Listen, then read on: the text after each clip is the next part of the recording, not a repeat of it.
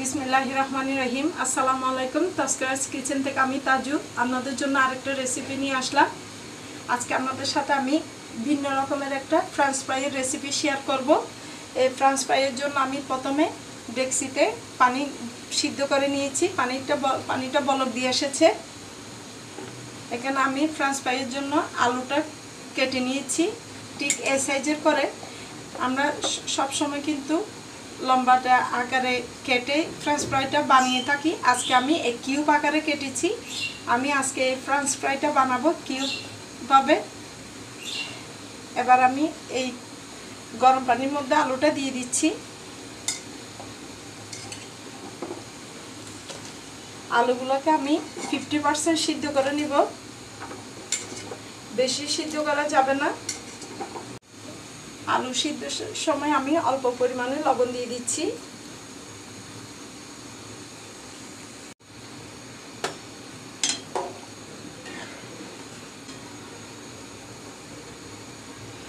আমি হালকা করে একটু চিপে দেখলাম, হালকা নরম হয়েছে, বেশি না। এই তো আমি একটা থালিতে 2টা টিস্যু নিয়ে নিলাম। এবার আলুগুলার গায়ের পানিগুলা টিস্যু দিয়ে শুকিয়ে নিতে হবে।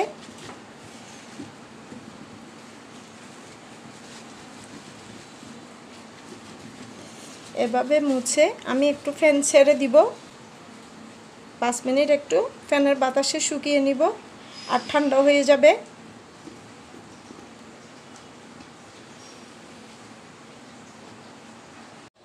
এই তো আমি ফ্যানের বাতাসে একদম ফুল ঠান্ডা করে নিলাম। একদম শুকনা, একটু গায়ে কোনো পানি নাই। এবার আমি ফ্রেঞ্চ ফ্রাইগুলো ভেজে নিব। কড়াইয়ে পরিমাণ মতো তেল গরম করে নিয়েছি।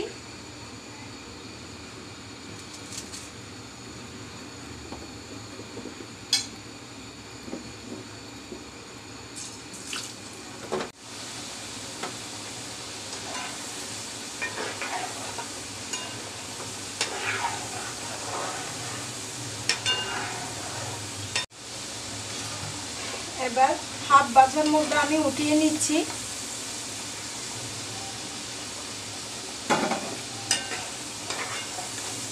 এখনো হাফ ভাজা।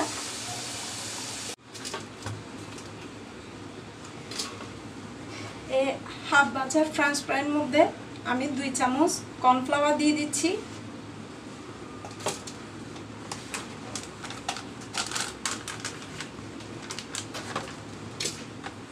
আরেক চামচ দিয়ে দিলাম। ভালো করে একটু মিশিয়ে নিচ্ছি।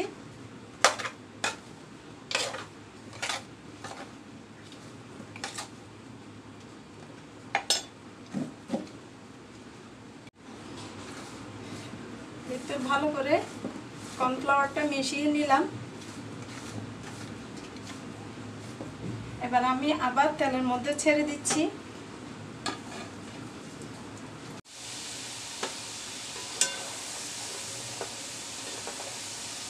খুবই মুচমুচে হবে এই ফ্রেঞ্চ ফ্রাই, অনেকক্ষণ মুচমুচে থাকবে। এভাবে করে হাফ ভাজা করার পর কর্নফ্লাওয়ার দিয়ে যদি দ্বিতীয়বার আবার ভেজে নেন, তাহলে অনেকক্ষণ পর্যন্ত মুচমুচে থাকে।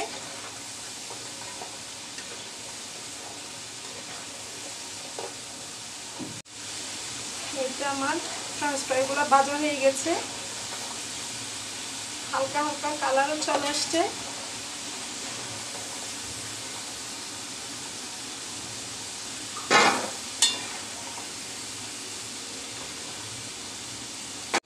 এবার চুলায় একটা ডেক্সি বসিয়ে দিলাম।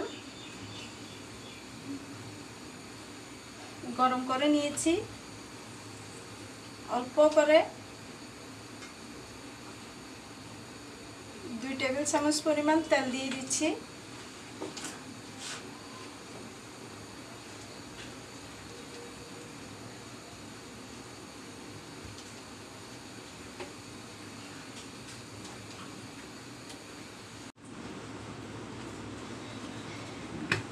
এই তেলের মধ্যে দিয়ে দিচ্ছি আমি টমেটো সস।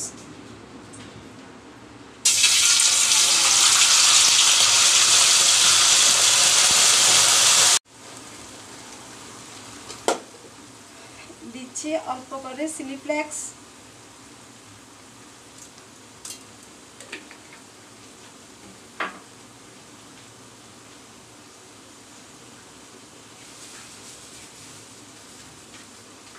অল্প করে দিচ্ছি সাদা তিল,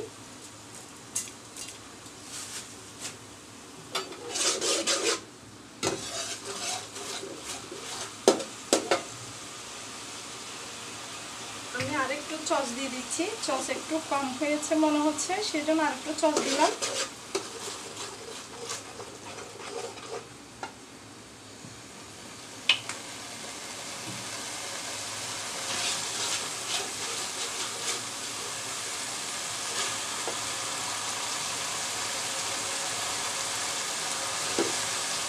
হালকা একটু মরিচের গুঁড়া দিবেন হাতের কাছে থাকলে, কালো ব্ল্যাক পেপার না থাকলে দেওয়ার প্রয়োজন নেই, এটা দিলে একটু স্বাদ হয়।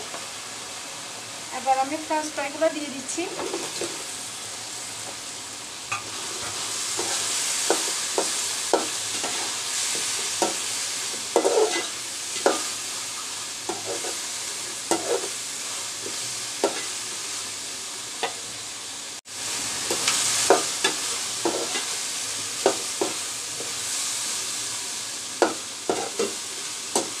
একটু নাড়াচাড়া করে এবার নামিয়ে নিব।